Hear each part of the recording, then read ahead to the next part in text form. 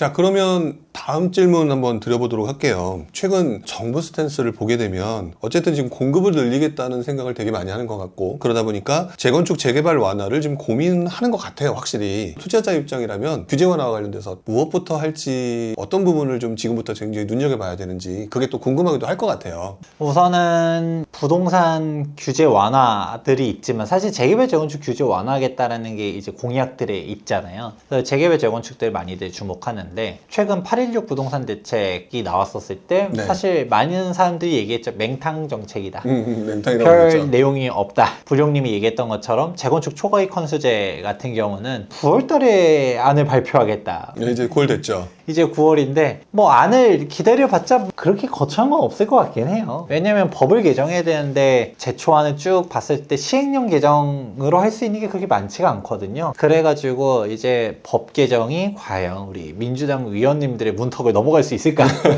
라는 합리적인 의심이 있기 때문에 제초안은 조금 어렵지 않을까 싶고요. 재개발 관련해서는 좀 유의미한 걸 찾아보면 재개발에서는 신통기획 10만 호 공급하겠다. 10만 호가 어마어마한 수치거든요. 지금 재건축은 그게 핵심적인 게 나왔었어요. 바로 무엇이냐면 2차 안전진단이 무력화되는 방안이 나왔어요. 그러니까 안전진단. 안전진단에서 구조 안정성 비율을 낮추겠다라는 거는 공약에도 있었고 많이들 예상을 했었거든요. 네네. 이거는 법 개정 사항도 아니에요. 국토교통부 고시 개정 사항이기 때문에 장관님이 의지만 있으면 그냥 훅 바꿀 수 있어요. 원희룡 장관님께서. 그렇죠. 근데 이제 장관님이 자꾸 뭐 빨리빨리 안 해서 문제지.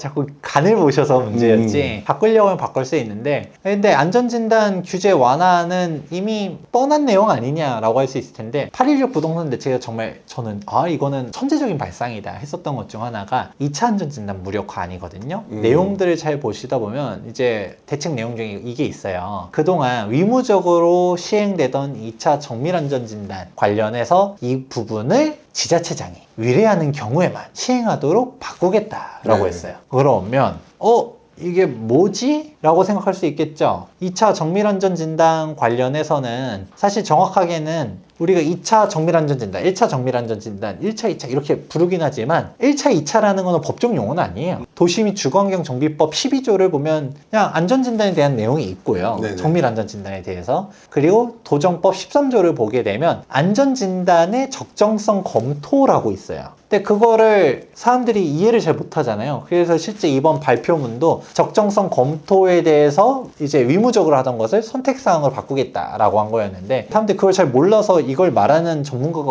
없더라고요. 저는 딱 보니까 알았죠. 이게 2차 안전진단을 무효화시키겠다는 얘기인 거구나 라고 했었고, 그러면 실제로 도정법 13조를 보게 되면 이런 안전진단에 대한 적정성 검토를 의무적으로 하라고 되어 있지 않아요. 선택사항으로 되어 있어요. 할 수 있다라고 되어 있어요. 근데 이게 하위 이제 안들 보다 보면 사실상 의무적으로 할 수밖에 없는 그 규정도 있어요. 그걸 바꾸겠다는 건데, 핵심은 그것도 역시 국토부 고시 사항입니다. 그럼 결국 국토교통부 장관이 알아서 할 수 있다. 그렇죠. 국토교통부 장관이 이 고시에 대한 내용만 조금 바꾸면 2차 정밀안전진단이 의무사항이 아니라 그냥 지자체장이 하라고 할 때만 할 수 있도록 바꿀 수 있다라는 거죠. 그러면 이제 국회 통과니 뭐니 그런 거 생각 안 해도 돼요. 그리고 또 중요한 게, 예를 들어서 부룡님이 양천구청장이에요. 아니면 뭐 서울시장이에요. 뭐 여기서 말하는 지자체장을 누구로 할지는 모르겠지만, 네네.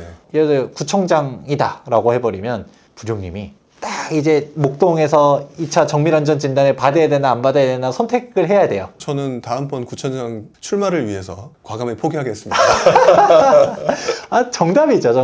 이거는 여당 야당이 없을 거라고 생각해요. 네. 민주당이든 국힘이든 그거 상관없이 재선 생각이 없으면 나는 재건축 꼴보기 싫어가지고 무조건 적정성 검토를 받아야 돼 라고 하면 모르겠지만, 그럴 수 있을까요? 이거는 뭐 양천구는 뭐 그전에도 맨날 그랬었고 단골 레파토리죠. 민주당 의원 뭐 여기서 구의원이든 시의원이든 하다못해 뭐 국회의원인데 거기 지역구가 양천구라든가, 그러면 맨날 목동 가면 뭐라고 얘기해요? 재건축 추진 맨날 이러잖아요. 그렇죠. 그런데 1차 안전진단 통과했는데 2차 적정성 검토 받으라고 얘기할 수 있을까요? 없을까요? 못해요. 그렇기 때문에 사실상 2차 안전진단이 유명무실화 될 수 있다고 보고 있는 거예요.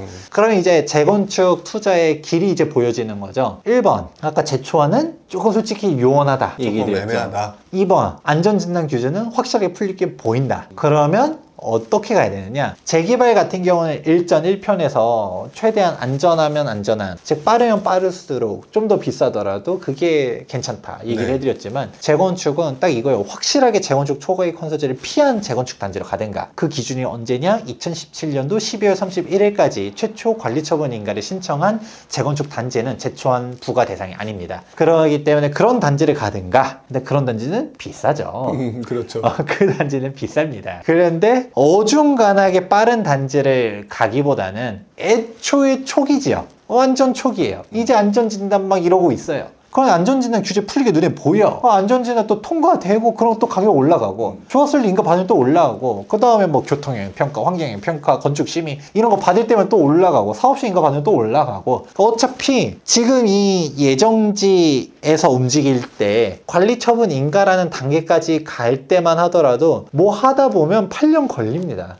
그러면 정답이 나오는 거예요. 재건축 초과익 환수제를 지금 윤석열 대통령님께서 어떻게든 해결해 주실 거야, 이렇게만 행복회로 돌리면서 가만히 있으면 사실 안 될 가능성이 높고요. 괜히 이제 시간만 지연될 거야. 그렇죠. 되면 성공인데 안 되면 그 기간적인 리스크를 내가 다 떠안아야 되는 네네. 부분들이 나타난 건데, 근데 어차피 초기 지역 재건축을 투자하면 심플한 거예요. 그냥 어차피 뭐 갈 건데, 어차피 뭐 정권이 2번, 3번은 바뀐 이후에 뭐 그때 되면 에이 제초안 풀어주겠지, 그때 되면 풀어주겠지 라고 네네. 막연하게 생각해도 어차피 기다려야 되는 시간이 많고, 그리고 재건축 초기 지역들은 일단은 명확한 호재가 있으니까 그렇게 갈 수 있다라는 거죠. 그래서 차라리 재건축 투자는 초기가 심플하다, 싸게 들어갈 수 있잖아요. 그렇게 가라고 얘기를 해드리는 거죠. 재건축은 차라리 초기가 나을 수 있다. 지금 시장 상황 돌아가는 걸 봤었을 때는. 그쵸. 그리고 또 재개발과도 또 다르잖아요. 그렇죠. 아무래도. 왜냐면 재개발은 솔직히 하락폭이 더 커요. 재건축보다도. 아까 실고주 같이 뭐 그래도 재건축 단지들 보면 입지가 대체로 좋아요.